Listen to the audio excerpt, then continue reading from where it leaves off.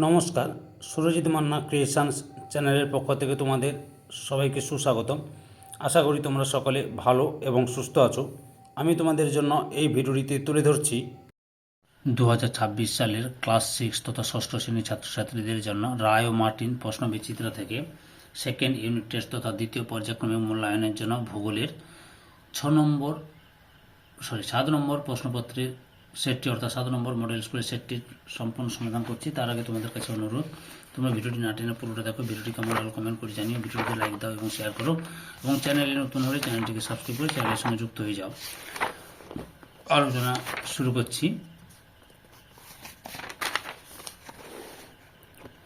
306 number পেজের 7 number model school Jalpaiguri government girls high school, এই স্কুলের প্রশ্নপত্রের সেটটির সম্পূর্ণ সমাধান করছি। তোমরা পুরো ভিডিওটি লক্ষ্য করো।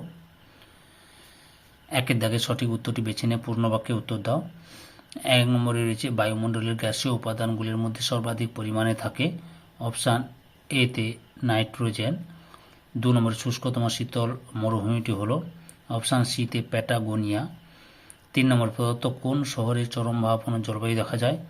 অপশান ডিতে দিল্লি। 4 নম্বরে বায়ুর আর্দ্রতা মাপক যন্ত্র হলো অপশান সিতে হাইগ্রোমিটার। 5 নম্বরে বর্ষাকালে মৌসুমী বায়ু প্রবাহিত হয় অপশান সিতে দক্ষিণ পশ্চিম দিক থেকে। 6 নম্বরে ভারতে পশ্চিমী ঝঞ্ঝা দেখা যায় অপশান ডিতে শীত ঋতুতে। 8 নম্বরে কালো মাটি তৈরি হয়েছে অপশান এতে ব্যাসল্ট শিলা থেকে। 8 নম্বরে ভারতের প্রধান মাটি হলো অপশান বিতে পলি মাটি। 9 নম্বরে দার্জিলিংয়ের মংপুতে পাওয়া যায় অপশান ডিতে সিংকোনা। 10 নম্বরে ক্রান্তীয় চিরসবুজ অরণ্যের একটি গাছ হলো অপশান সিতে বাঁশ। 11 নম্বরে জলদাপাড়া অভয়ারণ্য যে পশুর জন্য বিখ্যাত তা হলো অপশান ডিতে একশৃঙ্গ গন্ডার।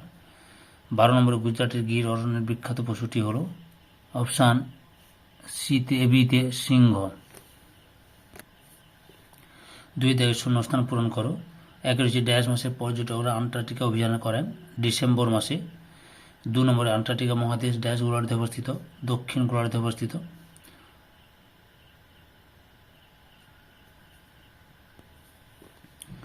3 নম্বরে আকাশে মেঘের পরিমাণের পরিমাপই হলো ড্যাশ মেঘাচ্ছন্নতা। 4 নম্বরে পৃথিবীর সর্বাধিক বৃষ্টিবহুল স্থান মেঘালয়ের ড্যাশ মৌসিনরাম।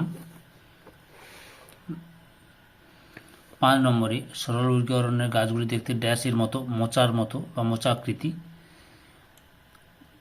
6 নম্বর ড্যাশ গাছ থেকে রেশারপিন তৈরি হয় সর্পগন্ধা গাছ থেকে। 7 নম্বরে ভারতে বন্যপ্রাণী সংরক্ষণ আইন চালু হয় ড্যাশ সালে 1972 সালে। 8 নম্বরে উর্বর নবীন পলিমাটি ড্যাশ নামে পরিচিত খাদার নামে পরিচিত।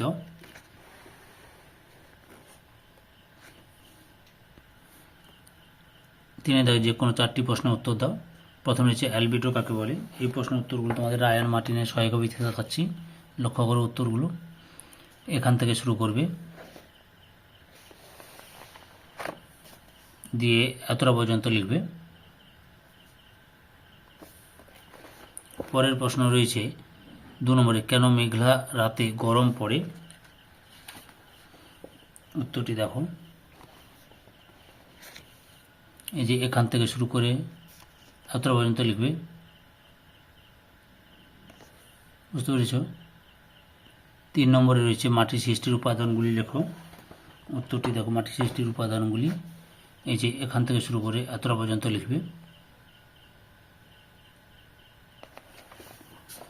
পরের প্রশ্ন রয়েছে মৃত্তিকা সংরক্ষণের উপায়গুলি লেখো। উত্তরটি দেখো, মৃত্তিকা সংরক্ষণের উপায়গুলি এই যে এখান থেকে শুরু করবে। এখানে 10টা উপায় রয়েছে, যে কোনো 2টি বা 3টি লিখবে তোমরা। 5 নম্বরে রয়েছে জাতীয় উদ্যান কাকে বলে? উত্তরটি দেখো, জাতীয় উদ্যান কাকে বলে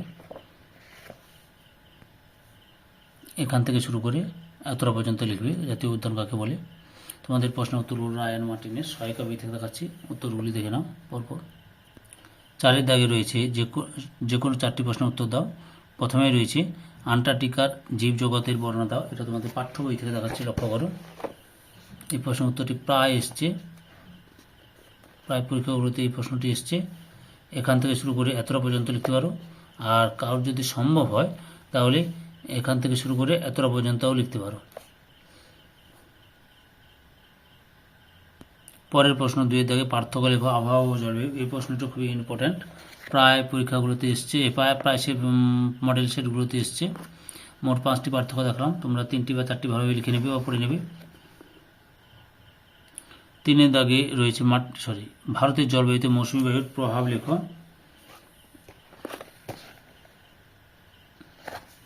এই যে এখান থেকে শুরু করবে, তোমরা পরপর দেখে নাও।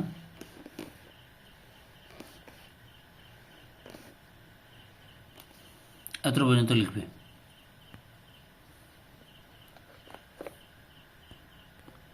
4 নম্বর প্রশ্ন রয়েছে ভারতের লবণাম্য অরণ্যের উপযুক্ত প্রাকৃতিক পরিবেশ, গাছের বৈশিষ্ট্য ও প্রধান গাছগুলির নাম। আচ্ছা, লবণাম্য প্রাকৃতিক পরিবেশ, এই যে প্রাকৃতিক পরিবেশ এখান থেকে এত পর্যন্ত লিখবে। তারপরে কি বলেছে, প্রাকৃতিক পরিবেশ, গাছের বৈশিষ্ট্য, এই যে গাছের বৈশিষ্ট্য আর গাছগুলির নাম, বুঝতে পেরেছ? এই যে দেখে নাও। 5 দাগে রয়েছে জলচক্র বলতে কি বুঝি, চিত্র সহ ব্যাখ্যা করো। উত্তরটি দেখে নাও তোমরা, খুবই ইম্পর্টেন্ট প্রশ্ন, প্রায় মডেল সেটগুলোতে প্রশ্ন উত্তরটি রয়েছে। এই যে এখান থেকে শুরু করে এত পর্যন্ত লিখবে। 5 দাগে যে কোনো 2টি প্রশ্নের উত্তর দাও। প্রথম হচ্ছে আন্টার্কটিকা বিজ্ঞানের মহাদেশ, ব্যাখ্যা করো। এখানে কিন্তু প্রশ্নের উত্তরটি ছোটো করে দেওয়া আছে, এটা 3 মার্কের জন্য ঠিক আছে, কিন্তু 4-5 নম্বরের জন্য একটু ছোটো হয়ে যাচ্ছে। যাই হোক, এখান থেকে শুরু করবে তোমরা, দিয়ে তোমরা এতটা পর্যন্ত লিখবে। 2 দাগে রয়েছে চিত্রসহ পৃথিবীর তাপমণ্ডল সমূহের বিবরণ দাও। উত্তরটি দেখো তোমরা, রায়ান মার্টিনের সহায়িকা বইয়ের 169 নম্বর পেজে রয়েছে। এখান থেকে শুরু করবে, পরপর দেখে নাও।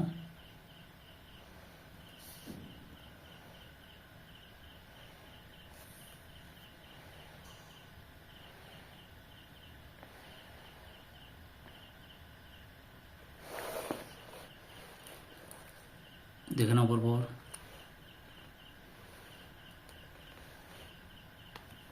এতটা পর্যন্ত লিখবে।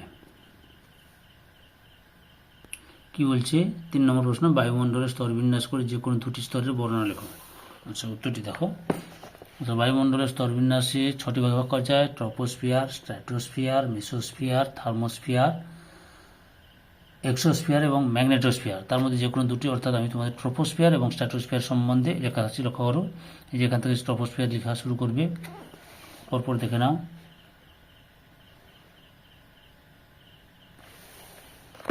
যে স্ট্র্যাটোস্ফিয়ার এত পর্যন্ত লিখবে।